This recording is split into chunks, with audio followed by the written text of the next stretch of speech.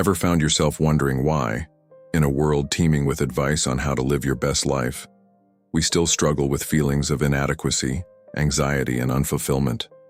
It's as if we're all on this relentless quest for happiness, and yet, it often feels just out of our reach, like it's something that exists only in the future.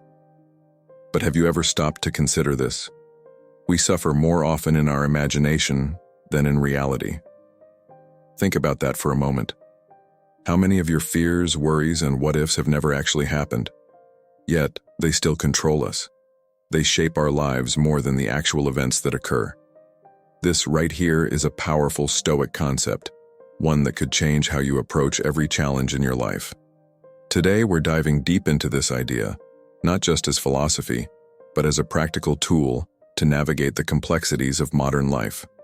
Stoicism, an ancient philosophy that teaches virtue, wisdom, and emotional control, offers surprisingly relevant solutions for us today. In a world where we can't always control what happens to us, we do have the power to control how we react. And from that power, we can discover strength, peace, and contentment from within.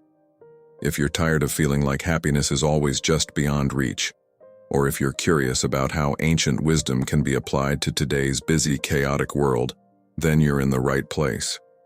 Let's explore together how to build a life, not of fleeting pleasures, but of lasting fulfillment and peace. A life where challenges don't unsettle us because we are anchored in something deeper. But before we dive into these life-changing principles, make sure you hit that subscribe button so you don't miss any of the insights that might just unlock a more serene, more purposeful life for you. Trust me, every moment of this journey could be the key you need. Now, imagine your life as an intricate garden. You are the gardener, the creator of this space. It's wonderful to have visitors, friends, family, loved ones. But at the end of the day, this garden is yours. It's your sanctuary, your responsibility. Now imagine what happens if you start focusing all your attention on just one visitor, neglecting the flowers, the trees, and the rest of your garden. The beauty fades. The plants wither. Your garden loses its essence.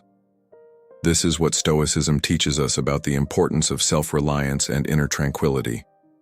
When we depend too heavily on others for our happiness or sense of worth, we give away our power. We destabilize our inner garden. Does this mean we shouldn't love others deeply? Absolutely not. On the contrary, it means we should love from a place of strength, not dependency. We should cherish others while maintaining our own sense of self-sufficiency and inner peace. Take a moment to think about it. Stoicism tells us to focus on what is within our control, your thoughts, your choices, your responses. These are your domains. When you make someone else the center of your universe, you're placing your happiness in their hands. And that's something you can't control. This is a precarious position. It's a setup for disappointment and heartache. So, how do you shift your mindset? It starts with recognizing your worth and your capacity for self-fulfillment. Cultivate your interests, nurture your talents, take responsibility for your own happiness.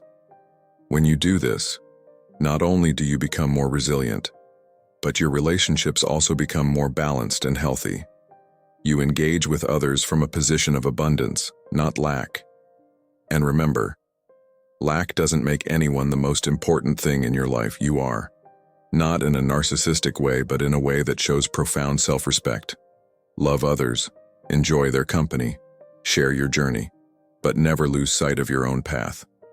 After all, a strong, content, and self-reliant individual makes the best friend, partner, and family member. They interact with the world not out of neediness, but out of wholeness. And that, my friends, is the Stoic way. In today's digital age of oversharing, where every thought, every moment seems to be broadcasted, the idea of retaining a bit of mystery has a refreshing, almost rebellious allure. Think about your favorite book or movie. Part of what draws you in is the unfolding story, the gradual revelation of characters, events, and twists. Now, apply that same concept to yourself. You are a narrative in progress, a composition of thoughts, experiences, and dreams. When you keep some things to yourself, You invite others to engage with your story. You create intrigue. You encourage them to wonder, to participate actively in the unfolding of your life. Stoicism teaches us the power of introspection and self-containment. As the Stoic philosopher Seneca once said, "He who does not wish to be overly known has more time to reflect." By holding back just a little, you create space for personal growth and self-reflection. You're not a reality show that needs to be broadcast 24/7. You are a selective sharing of your life's episodes, chosen with thought and intention. Being mysterious doesn't mean being deceptive or elusive. It's about knowing when to share and when to keep things to yourself. It's about recognizing that your personal journey, your inner thoughts, and your deepest reflections are sacred spaces. Your inner citadel, as the Stoics would say.